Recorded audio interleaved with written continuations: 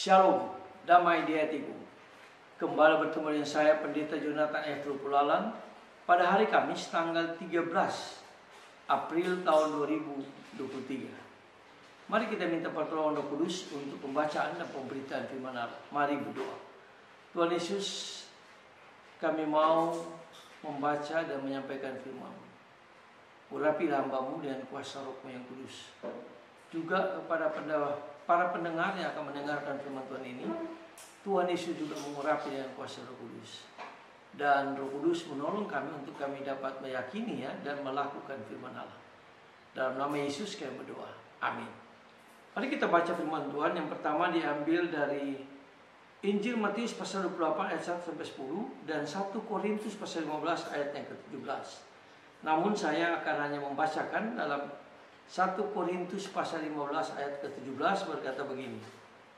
Dan jika Kristus tidak dibangkitkan, maka sia-sialah kepercayaan kamu, dan kamu masih hidup dalam dosamu. Demikianlah firman Allah yang berbagi kita membaca, mendengar, dan melakukan firman Tuhan. Haleluya. Tema kita pada hari ini, karena ini masih Paskah yang kedua, maka temanya saya angkat yaitu mujizat kebangkitan Kristus. Nah, saudara-saudara yang saya kasih dalam Tuhan Kristus, mengapa saya mengatakan bahwa Kristus bangkit itulah mujizat? Karena tidak ada orang yang mati dan bangkit dan hidup selama-lamanya dalam surga yang kekal itu. Hanya Kristus. Kenapa? Karena itu adalah mujizat. Mari kita lihat yang pertama. Mujizat yang pertama adalah malaikat turun dari surga.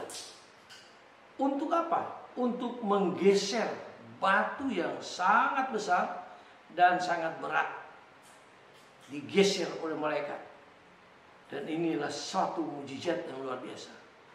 Sehingga kuburnya tadi yang tertutup rapi terbuka menjadi kosong. Dan ini juga hal yang luar biasa. Ini mujizat. Bahkan kain pembalut tubuh Kristus masih rapi teratur. Jubahnya masih rapi teratur. Lalu yang mujizat yang luar biasa, gempa bumi yang dahsyat pada waktu itu. Ini mujizat yang pertama.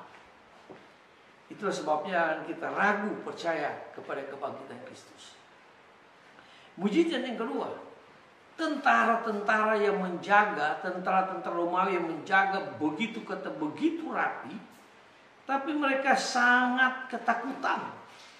Bahkan mereka mengatakan sampai mereka hampir mati karena melihat Kristus bangkit secara mujizat, secara luar biasa, tidak pernah diduga oleh para tentara-tentara Romawi ini. Sehingga seperti saya katakan, mereka takut dan mereka hampir mati. Itu mujizat yang kedua. Mujizat yang ketiga, wajah Kristus berubah. Wajah Kristus sangat berubah. Karena pada waktu Yesus disalibkan, makanya Nabi Yesaya mengatakan Yesus tidak kelihatan rupa seperti manusia. Tapi pada waktu Yesus bangkit, maka wajahnya berubah, bersinar, bercahaya dengan kemuliaan Allah. Itu mujizat. Lalu mujizat yang keempat, wanita-wanita termasuk Maria Magdalena dan Maria yang lain, tadi mereka sangat ketakutan.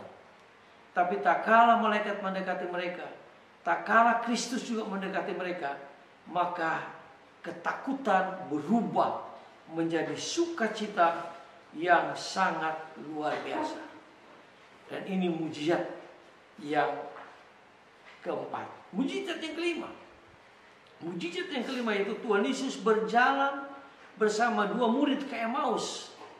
Sambil ngobrol-ngobrol, mereka tidak tahu kalau itu Yesus. Setelah Yesus berhenti, lalu Yesus mulai mengungkapkan siapakah Yesus itu dengan membuat perjamuan, mengambil roti, membelah roti itu, dan mereka kaget. Lalu Yesus menghilang. Lalu mereka bilang, bukankah itu Yesus? Ini mujizat yang dilakukan Allah terhadap kebangkitan Yesus. Sesudah itu Yesus masuk dengan pintu yang sangat tertutup. Lalu Yesus masuk pada murid-murid yang berada di satu ruangan. Lalu Yesus berkata, damai sejahtera aku berikan kepadamu. Dan ini mujizat. Ya, tidak mungkin ya Yesus yang tidak punya mujizat yang luar biasa masuk dengan tempat yang sangat terkunci rapat. Tapi kebangkitan Yesus merupakan mujizat yang luar biasa. Nah, itulah sebabnya kita sebagai orang yang percaya kepada kelahiran, kematian, dan kebangkitan Yesus, bahkan kenaikan Yesus ke surga, tidak perlu ragu lagi atas kebangkitan Yesus. Biar melalui kebangkitan Yesus, iman kita makin kuat, iman kita makin bertambah-tambah, dan kita makin dipakai Tuhan secara luar biasa. Mari kita tunduk kepala, kita berdoa. Tuhan Yesus, terima kasih karena kebangkitan Yesus merupakan mujizat yang luar biasa. Dan 5 mujizat yang Yesus ungkapkan pada waktu Yesus bangkit dari antara orang mati. Terima kasih Tuhan. Itu berarti ada kebangkitan daripada orang yang percaya di akhir zaman. Terima kasih Tuhan Yesus. Ampun dosa kami. Dengarlah doa kami. Dalam kasih dan pengampunan Kristus kami bersyukur dan berterima kasih kepada Yesus yang sudah bangkit. Haleluya. Amin. Salam Paskah. Tuhan Yesus memberkati. Sampai berjumpa di kesempatan yang lain.